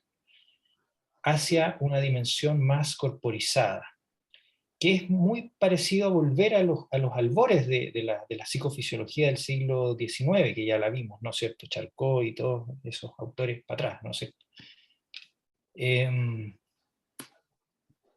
Entonces, en este ambiente de la neurociencia, ¿cierto? La hipnosis ha sido utilizada como un medio para estudiar, por ejemplo, una gama de fenómenos que antes solo eran posibles de estudiar a través de modelos animales, como estudios en ratas, ¿no?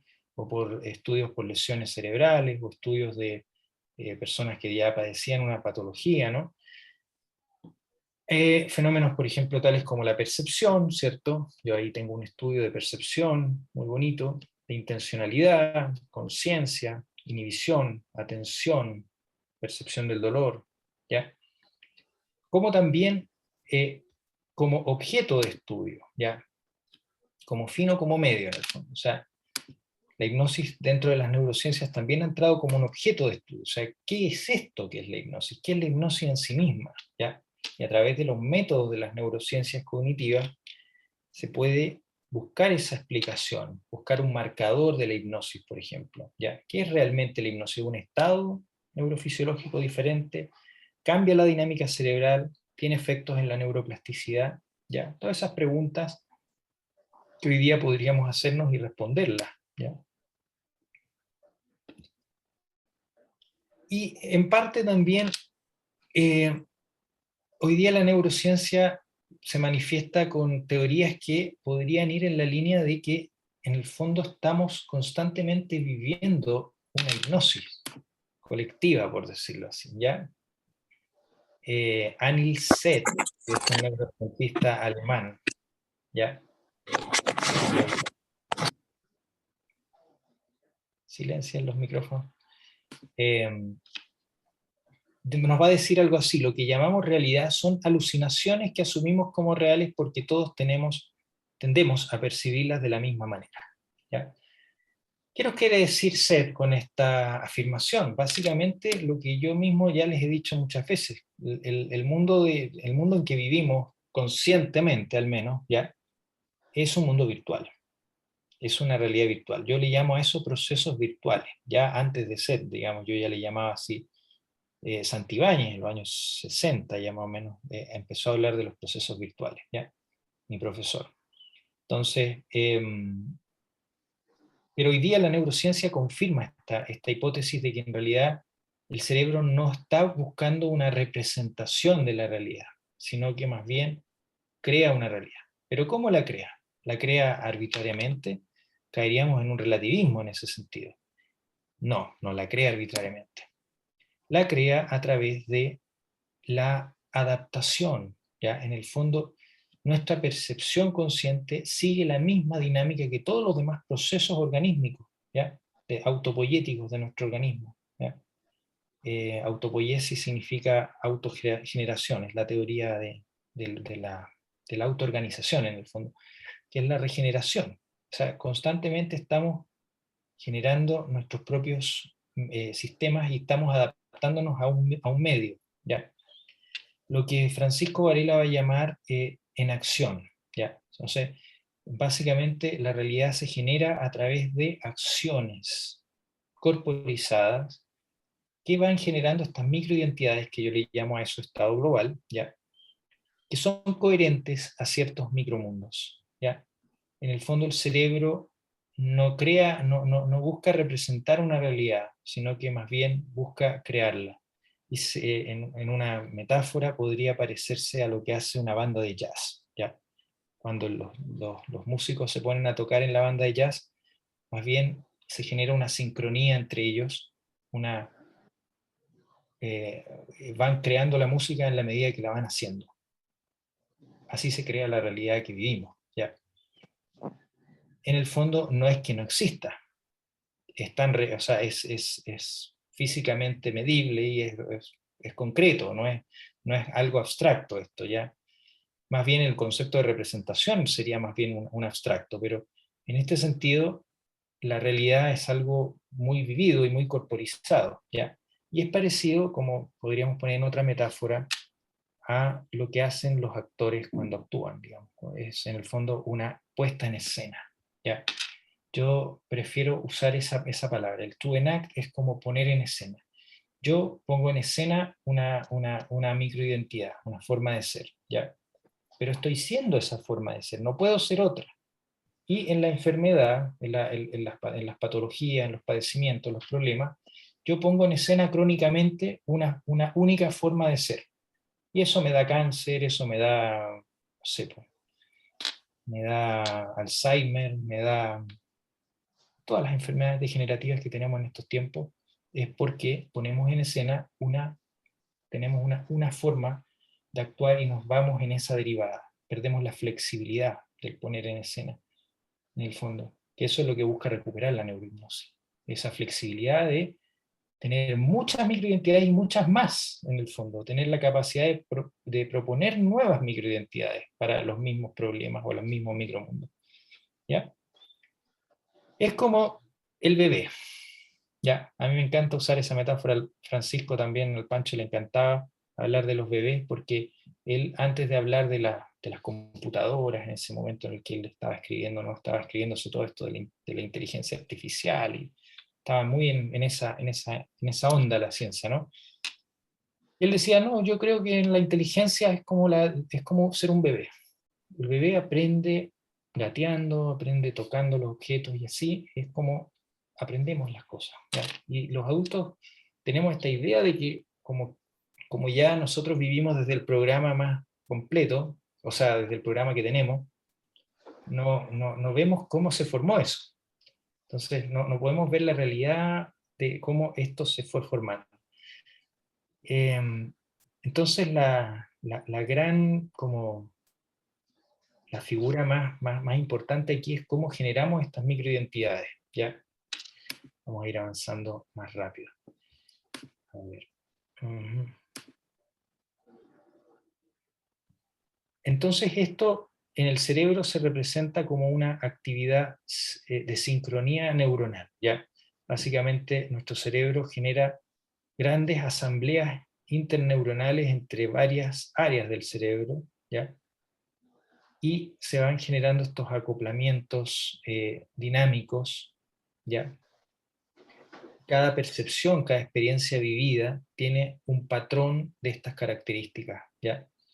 En el fondo son sincronizaciones de grandes asambleas neuronales distribuidas en distintas áreas cerebrales que van generando una interacción sincrónica. Sincrónica significa que parpadean al mismo tiempo, en el fondo, tienen una actividad rítmica. Y eso se puede medir a través del electroencefalograma o el magnetoencefalograma, ¿ya? Y todo esto tiene unas consecuencias muy particulares. Bueno, una es que se han encontrado, por ejemplo, hoy día marcadores de la hipnosis, ¿ya? En estas mismas sincronías. Por ejemplo, Finkelfood encontró que la actividad sincrónica en hipnosis era diferente y tenía una tendencia profunda en en un acoplamiento que se llama teta-gamma. ¿Ya? Teta es una actividad de baja frecuencia, ¿ya? Del cerebro. En el fondo es una actividad que tenemos cuando estamos muy relajados, muy tranquilos.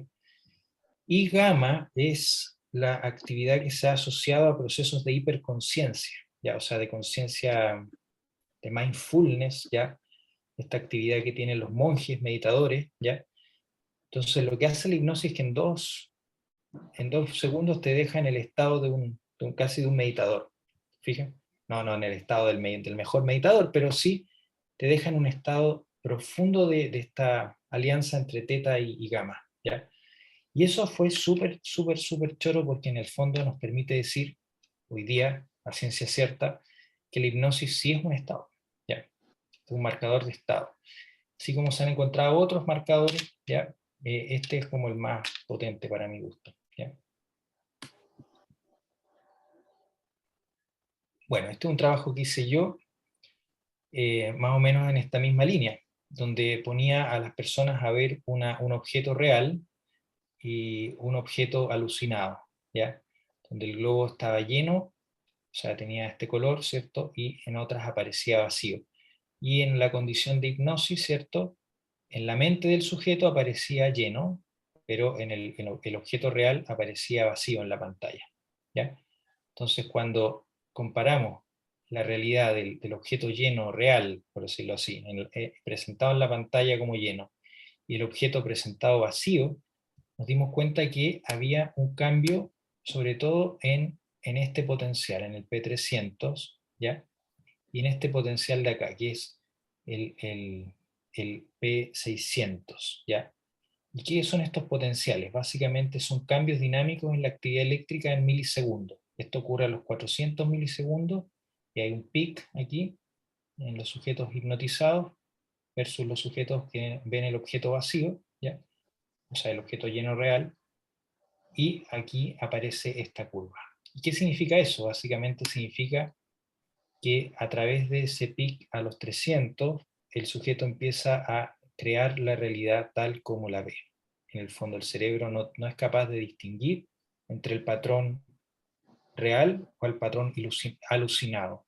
Para el cerebro es lo mismo. Víctor, te tienes que abrir el micrófono. Abre el micrófono. A ver. Ahí.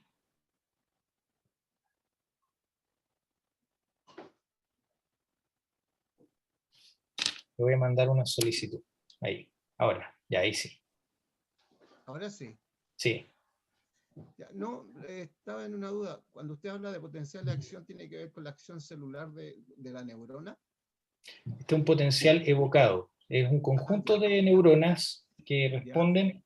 No es una neurona, porque una neurona habría que pinchar adentro del cerebro y meter un electrodo interno. Este es un electrodo que va sobre el cuero cabelludo y que capta un campo de neuronas, ¿ya? Básicamente ese campo de neuronas tiene un pic, que es lo que significa que hay muchas neuronas que están, digamos, haciendo lo mismo al mismo tiempo, y eso genera un pic, una amplitud mayor en la actividad, lo que se refleja aquí como un pico, ¿ya?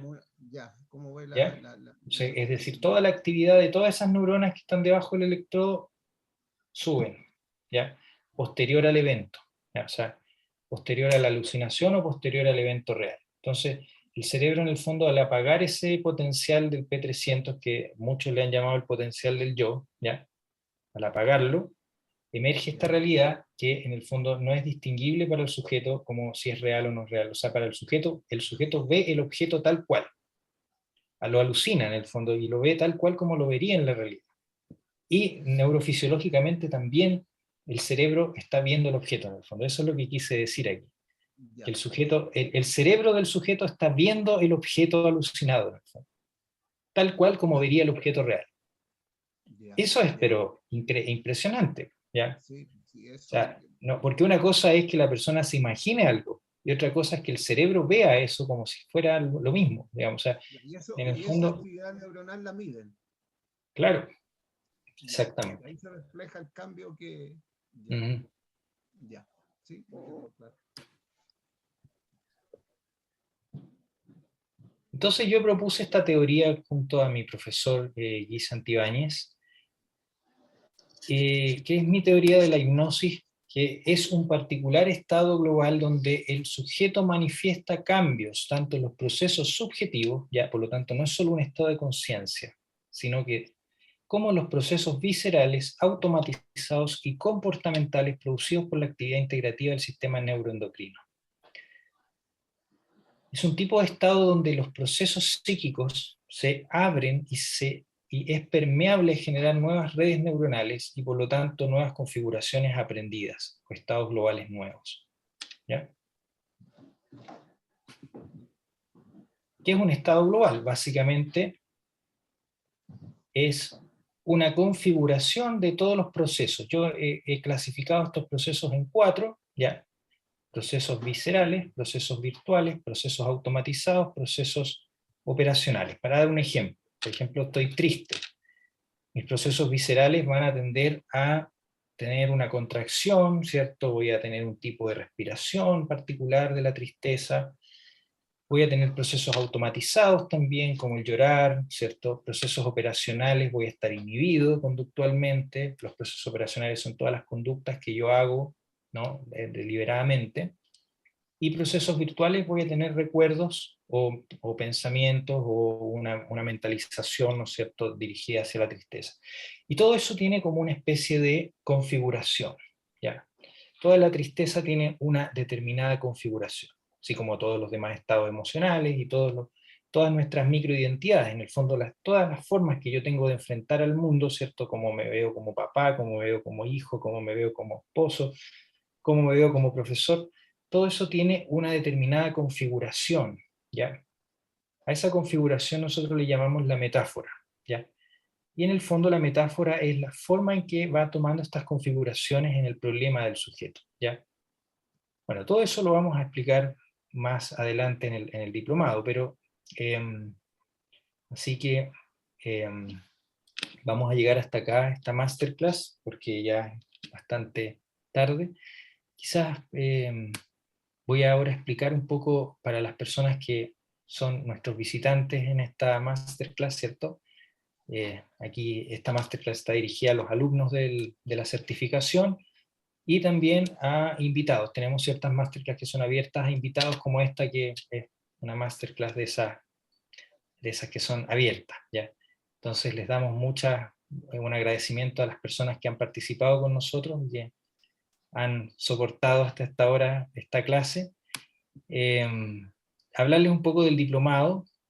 El diplomado en neurohipnosis, bueno, la neurohipnosis es un modelo terapéutico integrativo, ya como ya vieron, está basado en la neurociencia y el embodiment cognition, por el lado filosófico en la fenomenología y la dialéctica, y por el lado terapéutico, ¿cierto?, en la hipnosis ericksoniana, y busca llegar a una solución integrativa, es decir, a lograr romper esos acoplamientos en los estados globales y llegar al cambio profundo, ¿ya? Entonces, una formación para terapeutas integrales es llegar a esta dimensión profunda del ser humano donde todo está interconectado, ¿ya?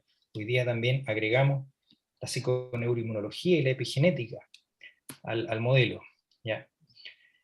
¿En qué consiste? Básicamente la formación consta de 10 meses, 400 horas en total, donde tenemos masterclass cada 15 días, ¿ya? Esta es una de ellas, ¿ya? Para que vean como el nivel de lo que se ve, ¿no? Tenemos actividades en una plataforma educativa que se divide en 35 semanas, ahora agregamos una semana nueva. Más o menos dedicación semanal son 3 a 4 horas en la plataforma, ¿ya? Ustedes también tienen una tutoría grupal, que empiezan en un grupo pequeño, ¿cierto?, de 4, 5, 6 estudiantes por grupo.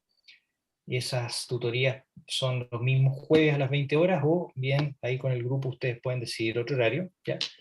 Y ese grupo se transforma en el segundo semestre en el grupo de supervisión clínica. Cada alumno atiende a 5 pacientes antes de graduarse, ¿ya? Supervisado por el tutor, ¿ya?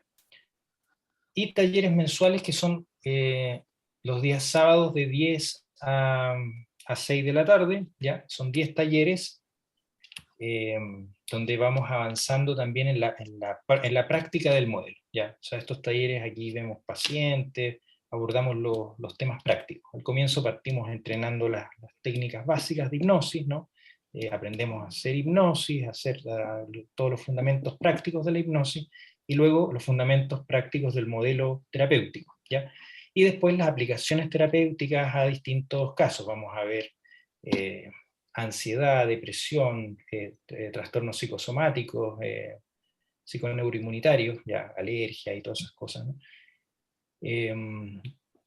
Adicciones, obesidad, coaching y neuroeducación.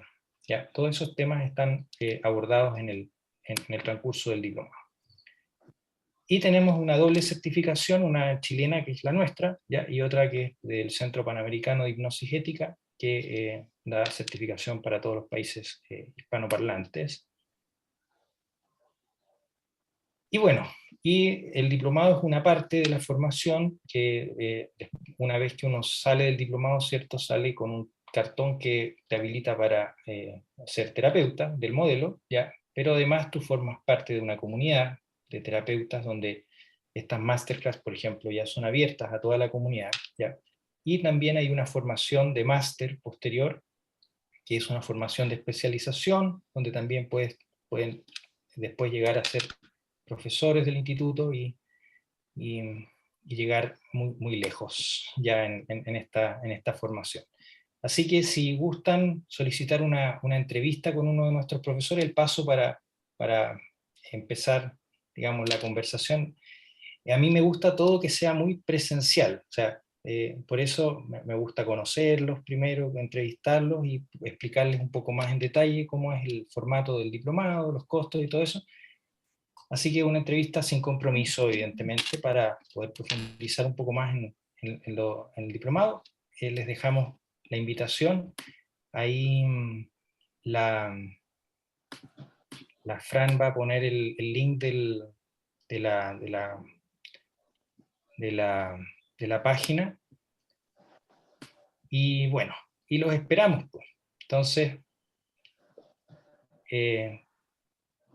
preguntas, dudas con respecto a la clase, con respecto al diplomado.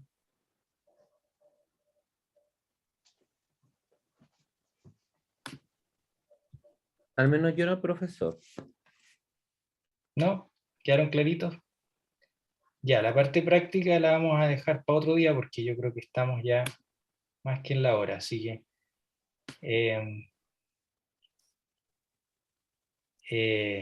Profe, disculpe, ¿cuándo comienza este diplomado? cuando tú quieras, porque es continuo, ¿ya? Entonces, cuando tú quieras puedes comenzar. Ahora en mayo parte un grupo y después en mitades de junio parte otro grupo, entonces tú puedes partir cuando quieras, en el fondo, y te sumas a uno de los grupos, y los talleres se están dando constantemente, así que... No me quedó claro, ¿cuántos meses son? 10 meses. 10 meses. 10 meses, sí. Bueno, yo soy una de las invitadas a su brillante exposición Gracias. y me conmueve que usted hable de Rolando Toro, porque en el fondo hablo de la biodanza. Sí, pues yo también fui amigo de Rolando y muy... Yo soy profesora de biodanza. Qué bien, qué bien. Sí, y me pareció maravilloso porque siento que es una deuda que tenemos con nuestra sociedad y con el mundo entero en general. Claro. El trabajo sí. de nuestra corporeidad, sí. Eso Estamos fue. al debe con esa parte, y bueno, la neurohipnosis retoma toda esa parte, toda la parte de la corporización, ¿ya? La cual estamos muy al debe, como usted dice. Sí. Así que encantado de que pueda estar con nosotros. Bueno, ahí voy a ver, por supuesto voy a hacer esa entrevista y para ponerme más al día y saber más detalles. Súper agradecida. Muchas gracias. Bueno, queridos alumnos, bueno, darle la bienvenida nuevamente a Víctor y a Mauricio Ruiz, que están entrando en este momento al diplomado, ¿ya? La dinámica de las masterclass es bastante así, abierta, digamos, vamos a tener estas masterclass cada 15 días, ¿ya? Y los talleres van en continuidad junto con la plataforma que también va en continuidad, ¿ya? Así que desde ya desearles a todos que tengan una buena semana, y con mis alumnos ya nos vemos en el taller del 7 de mayo, ¿ya? Ahí nos estamos viendo y ustedes se ven con su tutor la próxima semana, ¿ya? Así que van a tener una tutoría ahí bien profunda. Así que ahí aclaran todas las dudas que les quedaron de esta clase. Yo sé que van a quedarse masticando harto rato esta clase porque fue intensa. Ya pues. Nos vemos, queridos. Buenas noches y Buenas muchas noches. gracias como siempre. Buenas noches. Muchísimas Buenas gracias. Buenas noches. Buenas noches. Gracias. Buenas Gracias. noches. Gracias a todos. Nos vemos. Usted también.